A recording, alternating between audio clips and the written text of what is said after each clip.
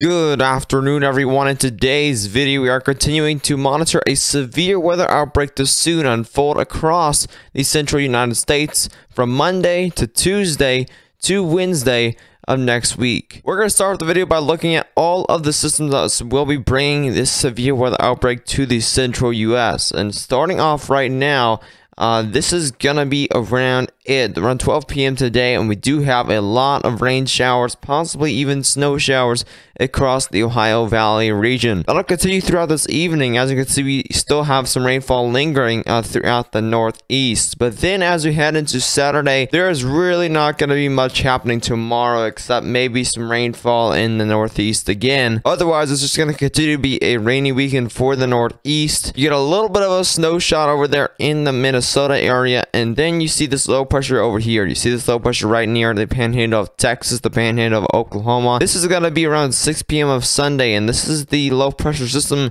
that's going to be bringing this severe weather for Monday across the central U.S. As you can see, we do have some thunderstorms popping up by 6 p.m. of Monday. Now, we can't really look at where exactly we'll see these severe storms. We just know it'll be in this type of area for Monday.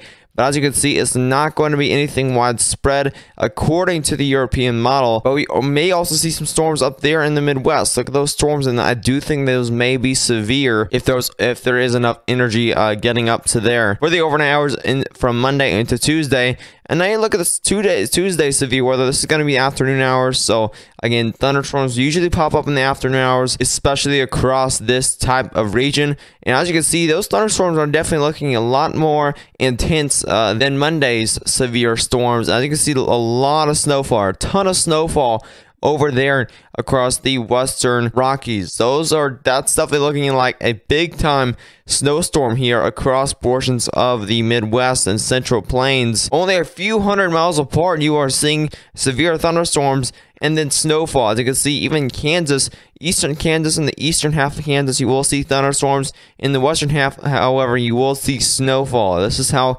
crazy dynamic this system is. As you can see, for Wednesday's severe weather, we are seeing a bunch of thunderstorms popping up by 6 p.m. of Wednesday. And Wednesday, again, looks like to be the main threat. This is going to be extremely widespread. I think the severe risk may even reach up to Iowa. This will be an extremely widespread event here for Wednesday, it does look like. As you can see, as we head throughout Thursday now, this is going to be 6 a.m. of Thursday.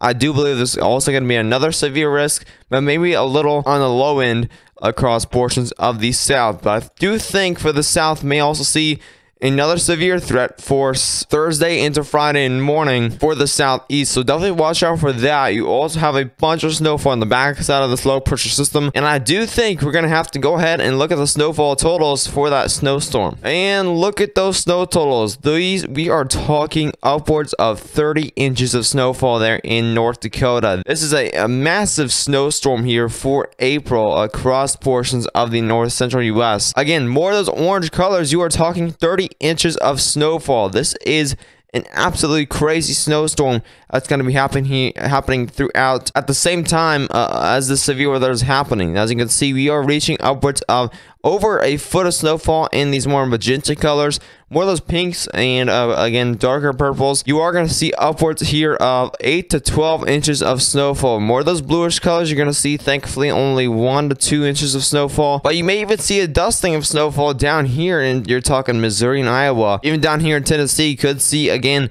a dusting of snowfall. I do think it's going to be happening literally today. You may see a widespread dusting of snowfall across the Midwest and Ohio Valley today because of that low pressure system, and we do have a lot of cold temperatures trying to dive south, and some of them are making it, some of them are definitely across the Ohio Valley and Midwest. Let's look at the bulk shear at 500 millibars from the European model. There is not much, and as you can see, look at this shear. Look at this dip here. As you can see, this is the jet. Look at this dip within the stream here. This is heading south all the way down here into Mexico, and then even making a little bit of a U-turn. This is a extreme dip that I do think will again bring some significant severe weather to the Central Plains. This is a massive dip within the jet stream, and as you can see, we are seeing upwards of 90 knots within the sheet, around 500 millibars up. So this is a very strong system that's going to be heading throughout the Central Plains, and you can see how smooth this dip is. This just signifies how strong this system is. This is where the low pressure system is. There's that cold front. Warm front also lifting north. That's where it's splitting off that snow and rainfall over there. So this is an extremely dynamic system. This is a very strong system I've seen so far this April. It's only been 8 days, so you can tell these systems are not happening not that far apart. This is so far an extremely active April for severe weather, and we still have 22 days left. We still have 22 days of April, and it's already an extremely active April for severe weather. We looked at this yesterday, but look at this supercell composite index. This is pretty much the threat of supercells within a certain area for Tuesday. This is going to be Tuesday at around 6 p.m. As you can see, look at these parameters. We are seeing upwards of 40 on the scale. This is a extreme risk for supercells to develop, and I do think this is going to be pretty much a dream for chasers, because Tuesday these are going to be mainly discrete supercells. For storm chasers, this is going to be a dream setup here in Kansas and Missouri, because these are going to be very low precipitation supercells across the area for Tuesday. And as you look into Wednesday, we can head forward into Wednesday,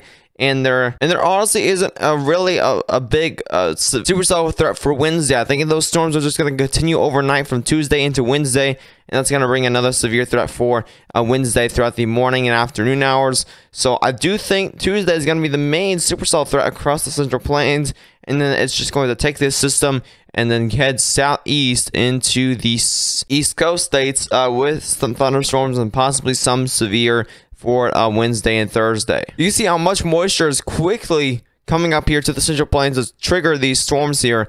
Now this is going to be 3 a.m. As you can see, 3 a.m. and all this moisture is down here in the south, and you've still got 31 dew points up here in Nebraska. But let's move forward just a few hours. This is going to be around 6 a.m.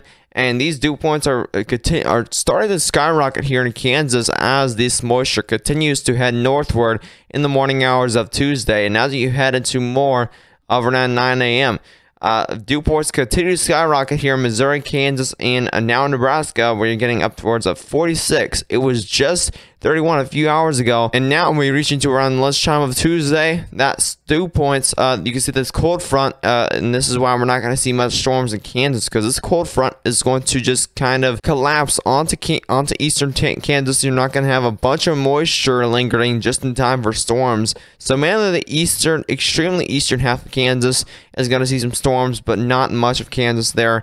But Oklahoma, I do believe, is definitely going to see some of those storms there, as you do have that cold front, more of the western portion of Oklahoma, and still a bunch of moisture just lingering in that type of area. Now, as you head towards when these storms start to develop here, over here in Iowa, you're seeing 61 Fahrenheit dew points.